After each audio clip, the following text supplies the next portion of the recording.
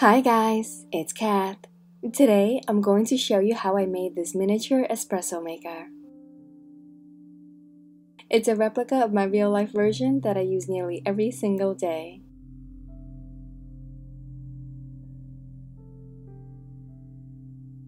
Just like the real-life version, the tamper is magnetically secured into its slot. The portafilter attaches to the espresso extruder. The drip tray is removable, and the coffee grinder holds actual coffee. There is a water tank on the back of the machine, and we even have a little milk jug accessory. This miniature is so detailed and adds a beautiful modern touch to any dollhouse kitchen. As usual, I'll show you how to make this by hand using simple craft supplies such as craft sticks and plastic straws. I'll also show you a version that you can 3D model and print.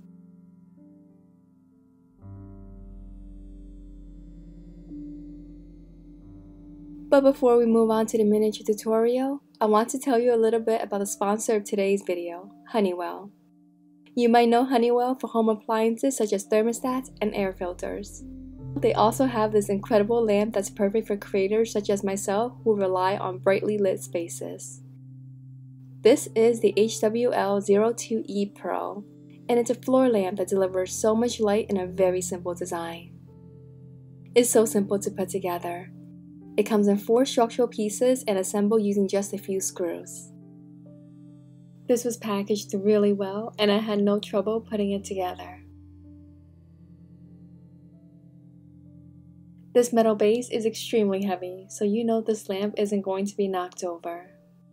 It definitely feels like a premium product that will last.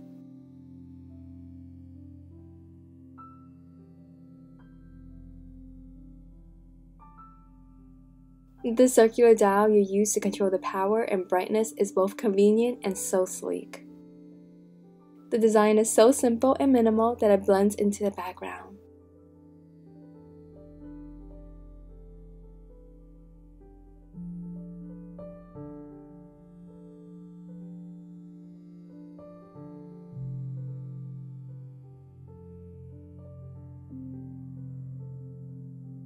The lamp head is huge as it's a 24-inch by 11-inch rectangle.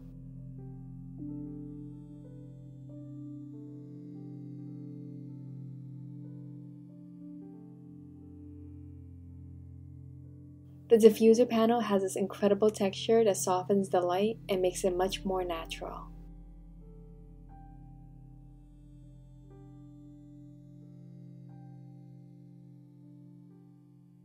It's so tall at 77.5 inches or just under 6.5 feet.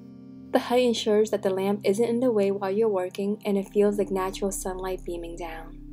It spreads the light throughout my entire studio and can easily cover over 170 square feet, which is more than my small studio needs.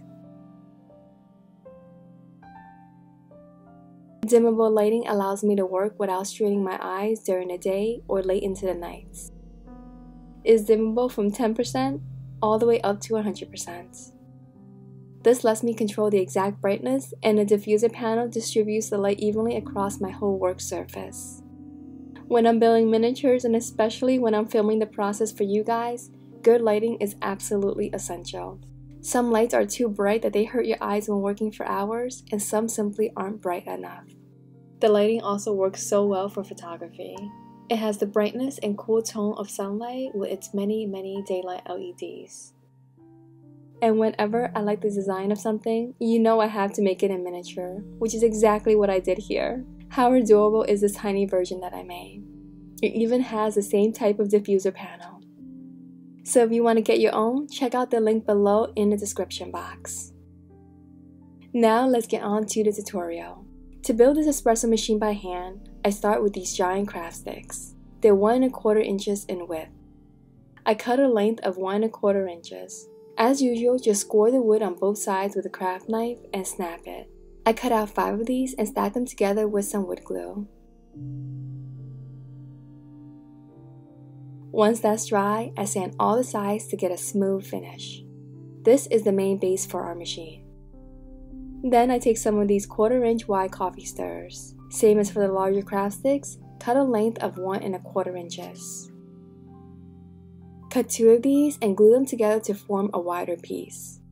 I make 6 of these and stack them together with glue. Once that's dry, sand all the edges until they're smooth. On one of the thin sides, sand the wood at an angle.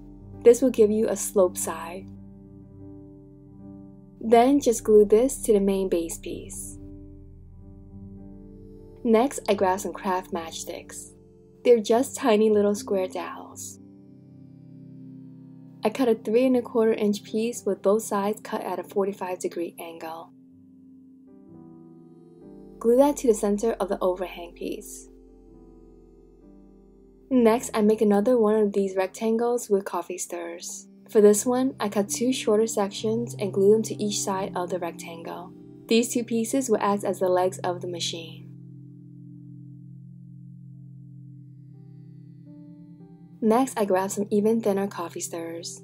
These are thinner than the previous coffee stirrers we used, as they're about 1/5 of an inch wide. Cut off 2 1¼ inch sections and glue them together. Glue that to the back top of the machine. Then I take a standard popsicle stick and cut 2 pieces that are 1¼ inches long. Glue these 2 pieces together and attach it to the bottom back of the machine. This open back area is for a water tank. We'll come back to this handmade version in just a bit. To get this basic structure in a 3D model, I start with a cube on my workspace. Stretch that cube out so it's 24 millimeters on both sides. I round out the edges just a bit by increasing the radius. Then I take an invisible cube and put it in the middle front of the cube. Round out the edges a bit and combine the 2 shapes together so the invisible cube cuts away at the red one. Take another invisible cube and put it at the top overhang area of the machine. Rotate this just a bit and combine the 2 shapes to cut the overhang at an angle. This creates the same effect that we made in the wood when we sanded. The top of the machine has a rectangular cutout, so I use another invisible cube to cut out a shallow cavity. Then I grab another invisible cube and place it at the back of the machine to cut out a section where we will put the water tank. Pretty simple so far. Moving back to the wooden version, we need some buttons. I take a standard toothpick and slice away a few sections for my buttons. Make sure you use a really sharp craft knife for this cut to work effectively. And then I glue each of these slices on the top area, making sure to add 3 on each side. Between the 2 sets of buttons will be a dial, so we need a cutout there. For that, I'll be using this drill. It's a tiny drill that uses different attachments. I use a basic round drill head to create a circular hole. I gently press the drill into the wood to make a shallow cutout. To create the shallow cavity on the top of the machine that you saw in the 3D model, I'm using craft matchsticks. Just glue them around the top perimeter of the machine. Once the glue is dry, I sand this down to shorten the height of this perimeter surround and to create a uniform surface. Then I take my drill again and drill a hole at the top left side of the machine. This will be the area for a coffee grinder.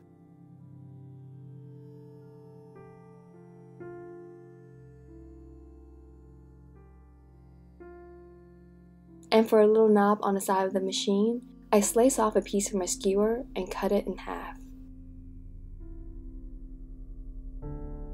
Then glue that to the side of the machine.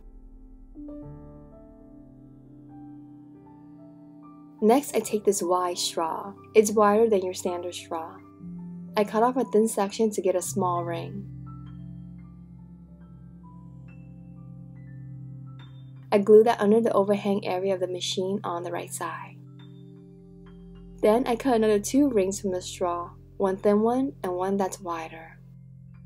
I cut the wide piece to open it up. Cut off a section to shorten the plastic. Then push in one of the sides at an angle and push it inside a thinner ring. Glue that next to the first ring.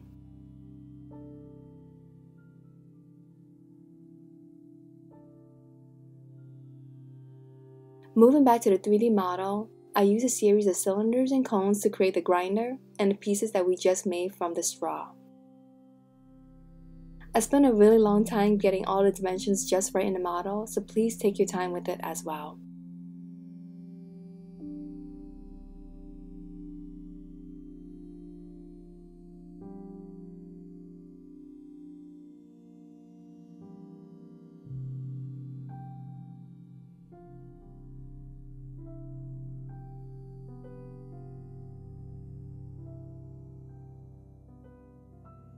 I also use cylinders to create the buttons that we made with toothpicks.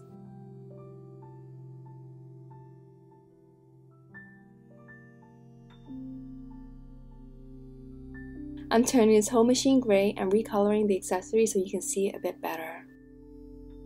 This is the drip tray on the bottom of the machine. This piece is super detailed and involves cutting out a ton of little rectangles. If you're making this by hand, I recommend using an index card. That's the easiest way you can get all the little details cut out in the drip tray.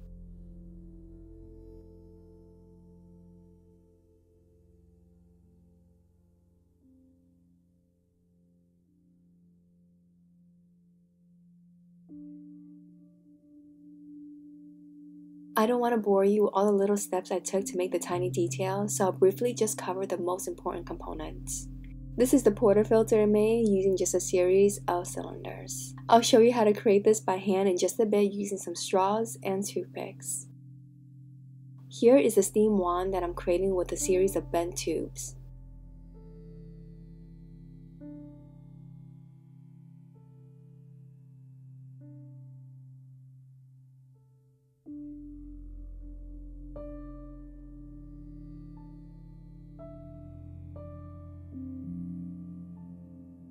For the handmade version, this is so simple to create with just some jewelry wire. The main stem uses this 20 gauge wire and the handle uses a thinner one.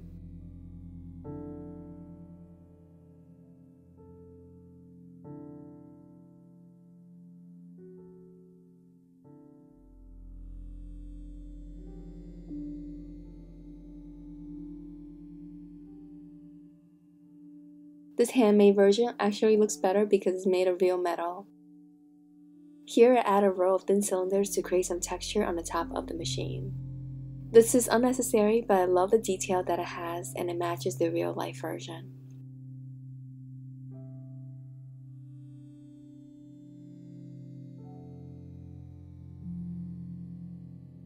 This red rectangle will be a water tank.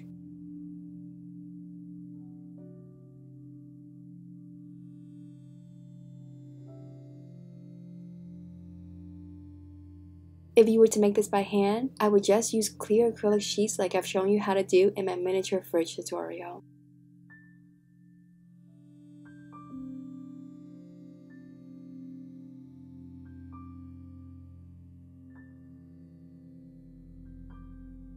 If you like this model but don't want to go through the trouble of recreating it, I do have this file listed in my Etsy shop, which I've linked in the description. I have a ton of different STL files on there in case you want to take a look around. Let's move on to the fun part of actually painting and finishing this machine. Here is the model that I printed with filament. And there are supports all over this piece, so I used my clippers to help me remove all the supports. And this is how it looks when it's all cleaned up. And here is the same model that I printed using white ABS resin. There's also a lot of support on this one, so I spent some time cleaning that up. I love that I'm able to print this model in both filament and resin. Once the cleanup is finished, I coat the majority of this piece in clear gel polish. I did this so I can use chrome silver powder on top of it. This powder works like magic in transforming things to look like they're actually chrome.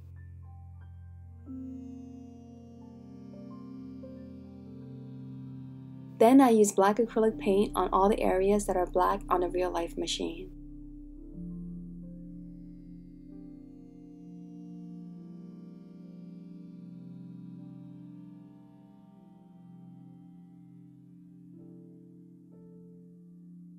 At this point, I felt like the chrome was a little unnecessary in some areas. On the flat surfaces, it looks more bumpy than I like. so let me show you how to fix that. I decided to use stainless steel contact paper for all the bigger sections on the machine. The easiest way I found to add contact paper is just to place a piece on the machine and cut away the excess with a super sharp craft knife. I really took my time cutting the contact paper so it fit perfectly.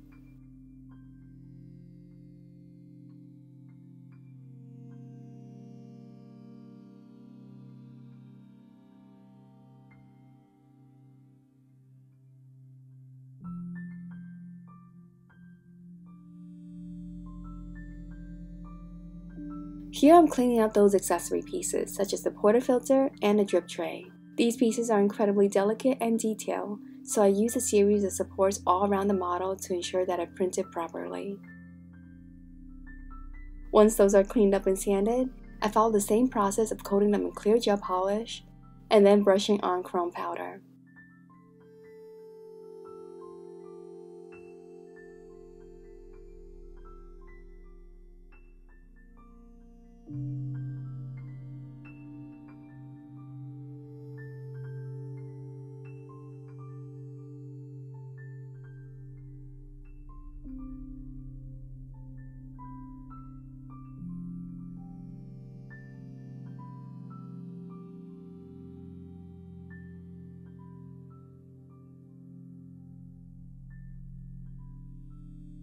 If you're making this by hand, the small accessories can be made using a combination of straws and wooden sticks.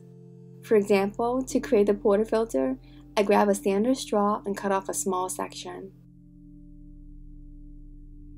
Stick that onto a piece of tape or glue it onto some cardstock. Cut off the excess tape or paper. For the handle, I cut a short section of a toothpick and an even shorter section of a thin dowel. Glue those together. Then glue this handle onto the straw. I add a few dots for the portafilter details.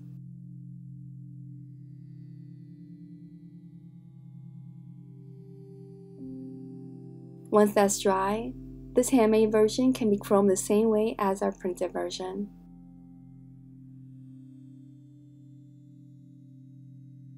Then I paint the handle black. Next, I'm going to take this model up a notch by adding magnets.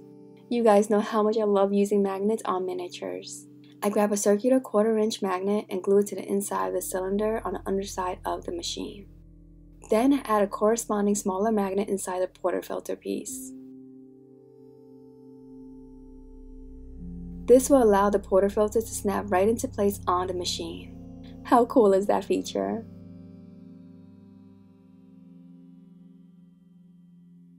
I follow the same process for the tamper by adding a small magnet on the machine and another one on top of the tamper handle.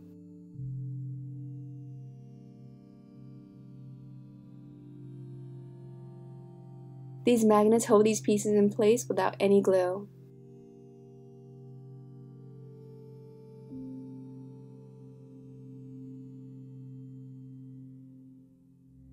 Here is the water tank and the coffee grinder that I printed in clear resin. Again, if you were making this by hand, I would use clear acrylic sheets.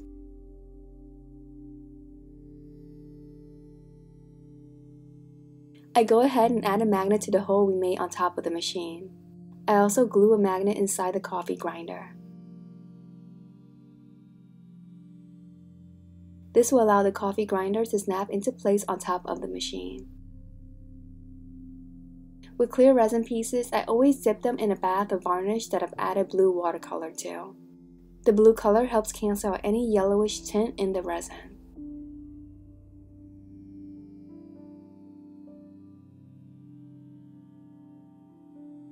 This is optional, but I decided to add some clear resin inside the water tank to give it the look of real water.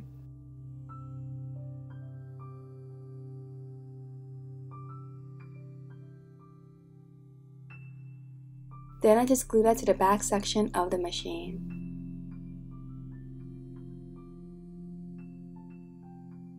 Here I printed out several different sizes of a pressure dial image. I just copied this image from pictures of the real machine. I cut out the image that fits the hole we made and cover it with clear gel polish. Then I place that in the center hole of the machine. Add some gel polish on top of that for the look of glass. Just like for the rest of the machine, I decided to cover the top area with stainless steel contact paper as well. It just looks so much better than the chrome powder alone. And that's it. Here is the machine all complete. I'm so happy with how it turned out, even though there was quite a bit of trial and error involved. This is such a fun miniature, and I even added real coffee inside this grinder because we've gone this far, so why not do all the extra little things? Plus, it makes my miniature dollhouse kitchen smell like coffee. I hope you guys liked this video and learned something new. I'll see you next time. Bye.